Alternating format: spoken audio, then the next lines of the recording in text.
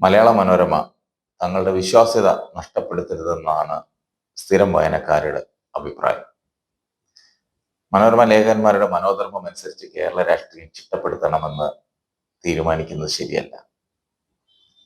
UDF മുന്നണിയിൽ നിന്ന് ചവിട്ടി പുറത്താക്കിയ കേരള കോൺഗ്രസ് മാണി ഗ്രൂപ്പ് വീണ്ടും UDFിൽ എത്തുന്നുവെന്ന നിലയിലുള്ള ഇന്നത്തെ വാർത്ത നാടൻ ഭാഷയിൽ പറഞ്ഞാൽ കഴുതക്കാമം കരഞ്ഞു തീർക്കുന്നുവെന്ന് വേണേൽ പറയാം. ഈ വാർത്ത തികച്ചും അസംബന്ധവും അവാസ്തവമാണെന്നാണ് പാർട്ടിക്കാർ പങ്കുവയ്ക്കുന്നത്. മാണി ഗ്രൂപ്പിനെ താങ്ങി നിർത്തുന്ന 4 തൂണുകൾ: 1 ജോസ് കെ മാണി, 2 റോഷി അഗസ്റ്റിൻ, 3 ജയരാജ്, 4 തോമസ് ചാഴിക്കാട് എന്നിവരാണ്. അവരെല്ലാവരും ഇത്തരത്തിലൊരു ഒരു പ്രസ്താവന ഒരു വേദിയിലും പറഞ്ഞിട്ടില്ല, ഒരഭിപ്രായവും പറഞ്ഞിട്ടില്ല, ആരുമായും ചർച്ചയും നടത്തിയിട്ടില്ല.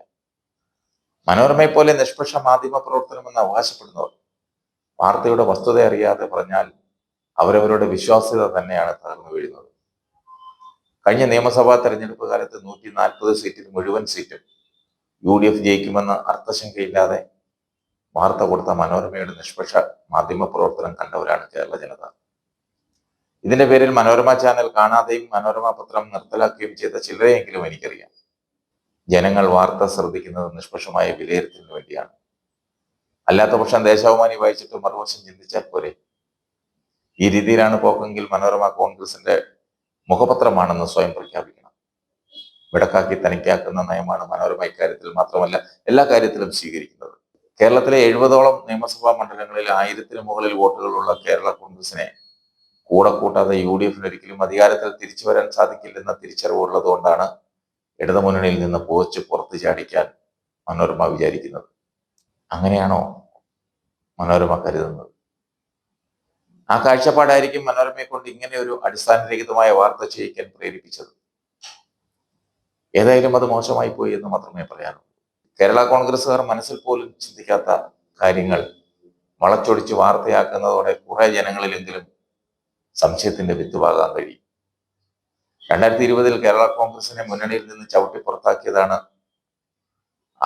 അങ്ങനെ പുറത്താക്കിയതെന്ന് പറയുവാൻ മനോരമ ഇനിയെങ്കിലും ധൈര്യപ്പെടണം. കോൺഗ്രസ്സുകാരുടെ കൊള്ളൂത്തുകാരെ പോലെ മാണി ഗ്രൂപ്പ് ഇറങ്ങിപ്പോയി എന്ന് പറയാതെ പ്രാദേശികമായ കാരണത്താൽ കേരള കോൺഗ്രസിനെ മുന്നണിയിൽ നിന്ന് കോൺഗ്രസ് ചവിട്ടി പുറത്താക്കിയതാണെന്ന് പറയാനുള്ള ആ ഒരു ധൈര്യം കാണിക്കണം. കോൺഗ്രസിന് അന്ന് തെറ്റുപറ്റിയതാണെന്ന് നേതാക്കന്മാർ തന്നെ ലേലു അല്ലു എന്ന് വിളിച്ചു പറയണം. കേരള കോൺഗ്രസ്സുകാർ എണ്ണത്തിൽ കുറവാണെങ്കിലും അവർക്കും ആത്മാഭിമാനമുണ്ടെന്ന കാര്യത്തിൽ തർക്കമൊന്നും വേണ്ട. മനോരമ അവകാശപ്പെടുന്ന രീതിയിൽ കേരള കോൺഗ്രസിലെ നേതാക്കന്മാരാരും ഇത്തരത്തിലുള്ള ഒരു ചർച്ചയും നടത്തിയിട്ടില്ലെന്ന് മനസ്സിലാക്കണം. ഏതെങ്കിലും പ്രാദേശിക കോൺഗ്രസ് നേതാക്കൾ അവരുടെ നിലവാരത്തിൽ കേരള കോൺഗ്രസ് നേതാക്കന്മാരോട് സംസാരിച്ചിട്ടുണ്ടെങ്കിൽ അതെല്ലാം ഒരു മുന്നണി മാറ്റത്തിന്റെ തുടക്കമായിട്ട് വ്യാഖ്യാനിക്കുന്ന ചാനൽ പ്രവർത്തകരെ നിർബന്ധിത ബോധവൽക്കരണ ക്ലാസ്സിൽ കൊണ്ടുപോയി ഇരുത്തണം. ഒരു പൊതുസമ്മേളനത്തിൽ പ്രവർത്തകരെ ഉത്തേജിപ്പിക്കാൻ വേണ്ടി KM മാണി പറഞ്ഞ ഒരു സിദ്ധാന്തമുണ്ട്: വളരും തോറും പിളരുകയും പിളരും തോറും വളരുകയും ചെയ്യുന്ന മഹാപ്രസ്ഥാനമാണ് കേരള കോൺഗ്രസ്. അത് കേൾക്കുമ്പോൾ പാർട്ടിക്കാർക്കൊരു ആവേശമാണ്. അത് പറഞ്ഞ് അതിന്റെ ഗുണവും മണവുമെല്ലാം കളഞ്ഞു. കേരള കോൺഗ്രസ് പലകുറി മുന്നണി മാറി എന്നാണ് വാർത്ത അവതരിപ്പിച്ച ചേച്ചിയുടെ വക കമന്റ്. 982 UDF രൂപീകരണം എന്നത് മനോരമ ബോധപൂർവം മറന്നതാണോ എന്നറിയില്ല.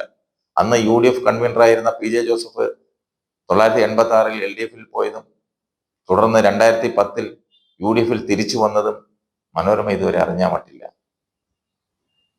നിർവാഹമില്ലെങ്കിൽ നീതിമാൻ എന്ത് ചെയ്യുമെന്ന് പറഞ്ഞതുപോലെ മനോരമ അടക്കമുള്ളവരുടെ പ്രേരണയാൽ മുന്നണിയിൽ നിന്ന് ചവിട്ടി പുറത്താക്കിയപ്പോൾ ഒരു ഗതിയും പരഗതിയും ഇല്ലാതെ മനോരമയുടെ കാൽക്കൽ അഭയം പ്രാപിക്കുമെന്നായിരുന്നോ മനസ്സിലിരിപ്പ്? അതോ പിണറായി വിജയൻ കൈകൊടുത്ത് അവരെ രക്ഷപ്പെടുത്തിയതാണോ മനോരമയ്ക്ക് സഹിക്കാതെ പോയത്? സത്യത്തിൽ ഉമ്മൻചാണ്ടി പദ്ധതി ഇട്ടിരുന്നത് പോലെ ഇടതുമുന്നണിയിലെ സീറ്റ് വിഭജനം മുഴുവൻ പൂർത്തിയാക്കിയിട്ടായിരുന്നുവെങ്കിൽ കേരള കോൺഗ്രസ് കുറച്ചുകൂടി വിഷമിച്ചേനെ. വിവരദൂഷികളായ 2 നേതാക്കന്മാർ കോൺഗ്രസിലുണ്ടായിരുന്നത് കൊണ്ട് മാണിപ്പിള്ളേർ കഷ്ടിച്ചതിൽ നിന്നും രക്ഷപ്പെട്ടു. ഒരു നൂറ്റാണ്ടിന് മുകളിലായി കണ്ടത്തിൽ കുടുംബത്തിലെ കാരണവന്മാർ കഷ്ടപ്പെട്ട് സമ്പാദിച്ച സൽപ്പേരാണ് നുണകള് അവതരിപ്പിച്ച് വിശ്വാസ്യത നഷ്ടപ്പെടുത്തുന്നത്.